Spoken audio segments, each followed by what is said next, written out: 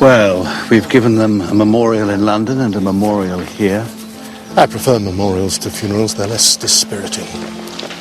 We could hardly have held a funeral without the bodies. I gather they're putting up a stone to mark those whose bodies were never found. In fact, I hear the Canadians are making quite a thing at the Titanic cemetery. I'm surprised at the number they found. You'd think the sea would have taken more of them. So, Murray, what have you to tell me about the lucky Mr. Crawley? Nothing too terrible, I hope. I've only made a few inquiries, but no, there's not much to alarm you. Matthew Crawley is a solicitor based in Manchester. Manchester? His special field is company law. His mother is alive and he lives with her. His father obviously is not. He was a doctor. I know. It does seem odd that my third cousin should be a doctor. There are worse professions. Indeed.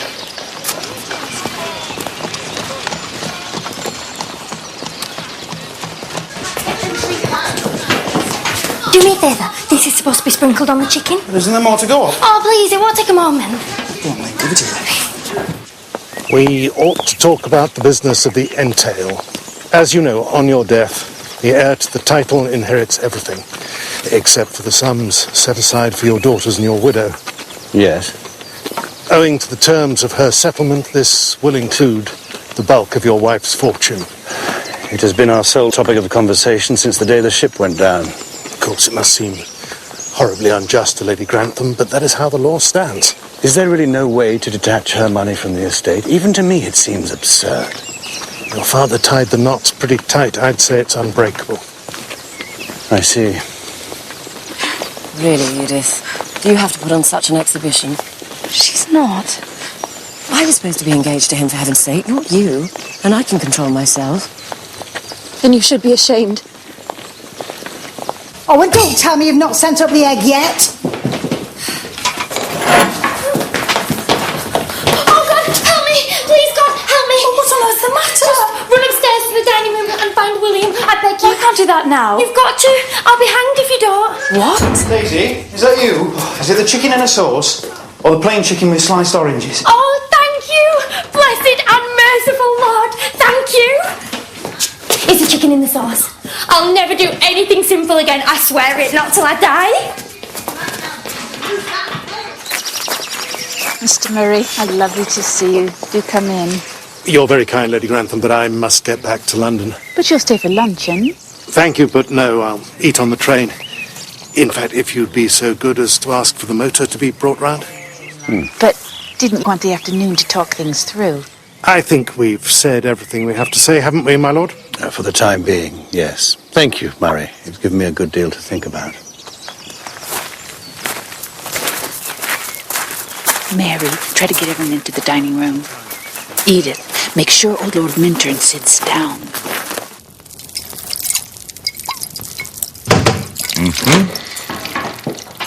They've all gone? Well, they have, thank the Lord.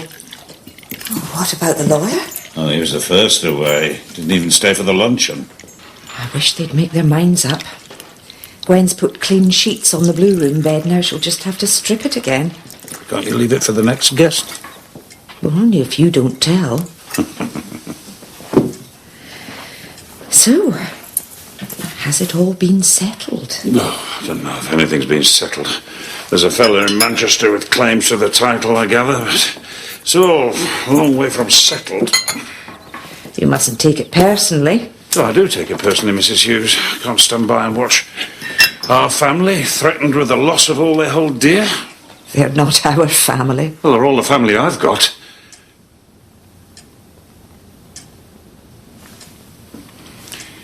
I beg your pardon.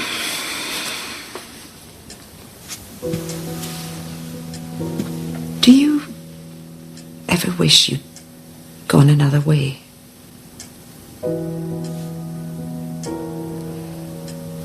Worked in a shop or a factory, had a wife and children? Do you?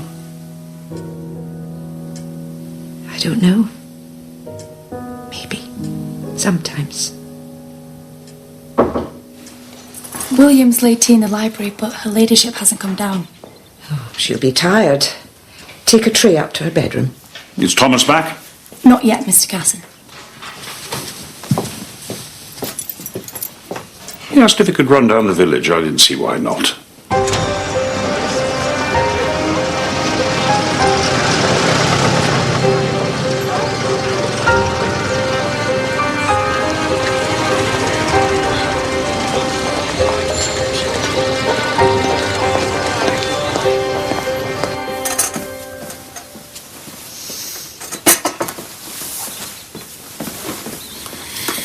It's iniquitous.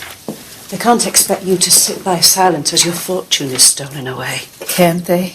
His lordship had never let it happen. How's Bates working out? Well, I don't like to say. Only it seems unkind to criticise a man for an affliction, my lady. Even if it means he can't do his job.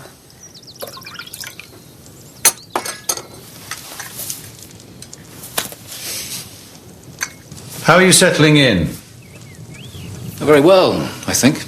Unless your lordship feels differently. No complaints? If I had any, I should take them to Mr. Carson, my lord, not you. You're probably right. And the house hasn't worn you out with the endless stairs and everything? I like the house, my lord. I like it as a place to work. What happened? Oh, it's only the old wound. After I left the army, I had a spot of bother, and just when I got through that about a year ago, my knee started playing up. A bit of shrapnel got left in or something, and it moved, but it's fine. It's not a problem. And you'd let me know if you felt it was all too much for you? I would, but it won't be. And where have you been? The village. Send a telegram if you must know. Oh, pardon me for living.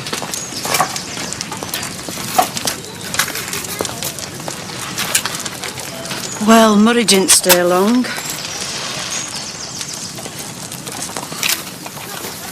Does her ladyship know how they left it? No, they talked it all through on the way back from the church. If I was still his valet, I'd get it out of him. Bates won't say a word. He will not. I bet your Tanner he's a spy in the other direction. I wanted that job. We were all right together, his lordship and me. Then be sure to get your foot in the door when Bates is gone.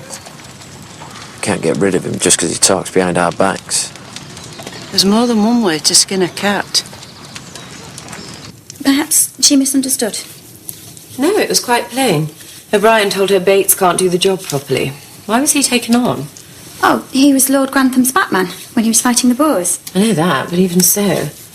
I think it's romantic. I don't. How can a valet do his work if he's lame? He's not very lame. There. Anything else before I go down? No, that's it. Thank you.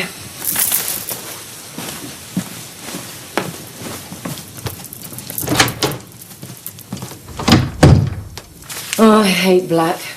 It's not for long. Mamma says we can go into half mourning next month and back to colours by September. Still seems a lot for a cousin. But not a fiancé. He wasn't really a fiancé. No? I thought that was what you call a man you're going to marry. I was only going to marry him if nothing better turned up. Mary, what a horrid thing to say. Don't worry. Edith would have taken him, wouldn't you? Yes. I'd have taken him. If you'd given me the chance, I'd have taken him like a shot. I just think you should know it's not working, Mr. Carson. Do you mean Mr. Bates is lazy? Not lazy, exactly. But he just can't carry. He can hardly manage his lordship's cases. You saw how it was when he went up to London for the memorial. He can't help with the guest luggage neither, and as for waiting at table, we can forget that. And what do you want me to do? Well, it's not for me to say. But is it fair and willing to have all the extra work? I don't believe you'd like to think the house was falling below the way things ought to be. I would not. That's all I'm saying.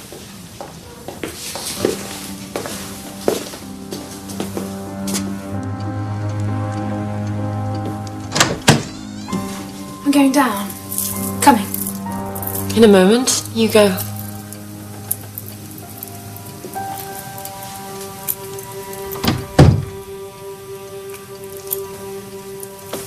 I know you're sad about Patrick. Whatever you say, I know it. You're a darling.